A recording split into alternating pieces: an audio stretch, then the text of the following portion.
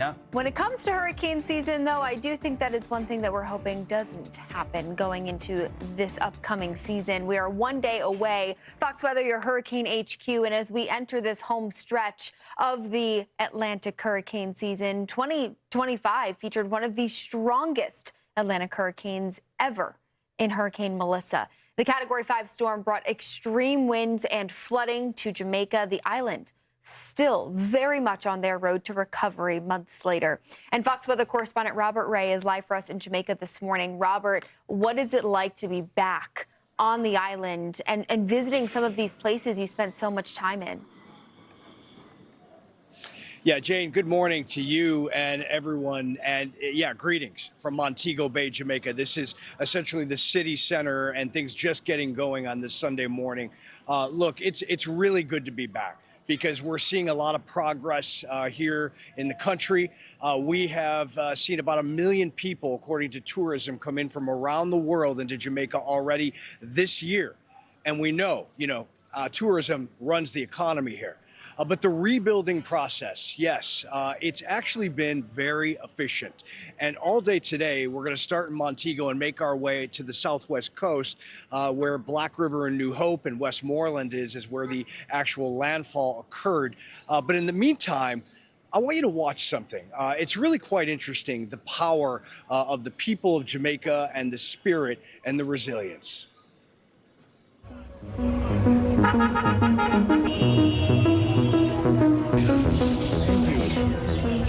The island nation of Jamaica, turquoise water, beautiful mountains, and the bustling streets of Montego Bay.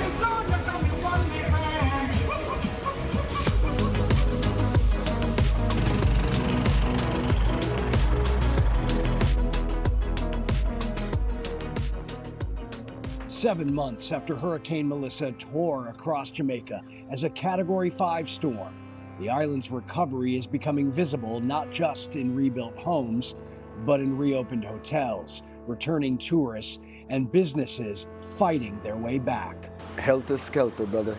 This was the first view coming off of the hill. A lot of that old stuff, your memories, bro, is just gone like that. And then you're forced to just like, get over it.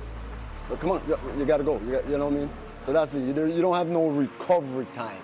Survivors are working hard, repairing buildings, restaurants, hotels, and business. I think sometimes what it is down here is that there's no other way for you to go, so you have to dig within yourself and come up with the goods. You literally don't have no choice. It's like, they say when your back is against the wall, man. You know what I mean? You got to get creative, you know what I mean? And they have a saying in Jamaica where they say, you have to make your Anton fashion, So you have to use whatever you have and just make it happen. But this recovery story goes beyond luxury resorts. In communities hit hard by Melissa, small business owners are rebuilding piece by piece, reopening beach shops, restaurants, markets, fishing charters, and roadside restaurants that depend on tourism dollars to survive. For a couple of months, it was very slow, but it's good now. It's getting better. The government is trying to do its best. We as person too, we have to try to do our best too, to ensure everyone is okay. Don't worry about a thing. Can I get somebody to sing? Let me hear, come on. Tourism is Jamaica's economic engine, supporting nearly 1 in 5 jobs and driving industries from farming to transportation. The enabled response from our multilateral partners was absolutely phenomenal. $6.9 billion of response to recover and to build back, but not to build back, as it is said, but to build forward and to build better. And so the government has taken on that very seriously. Damage estimates topped $12 billion, more than half of Jamaica's gross domestic product. Our resilience is what really came through. We were able to start rebuilding.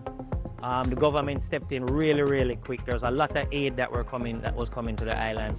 And in short order, you started to see lights come back on. Our power company hit the ground running.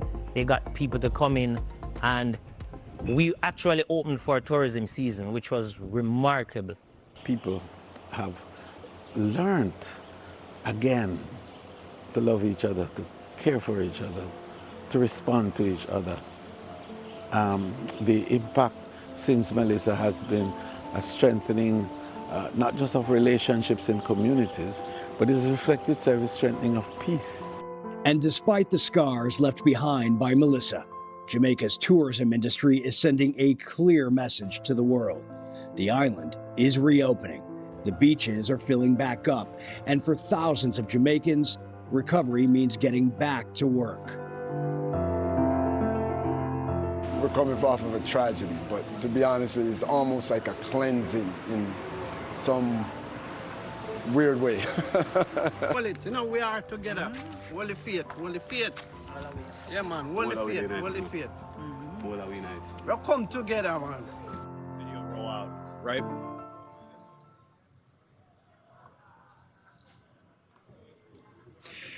And, you know, here's the thing about tourism and hotels.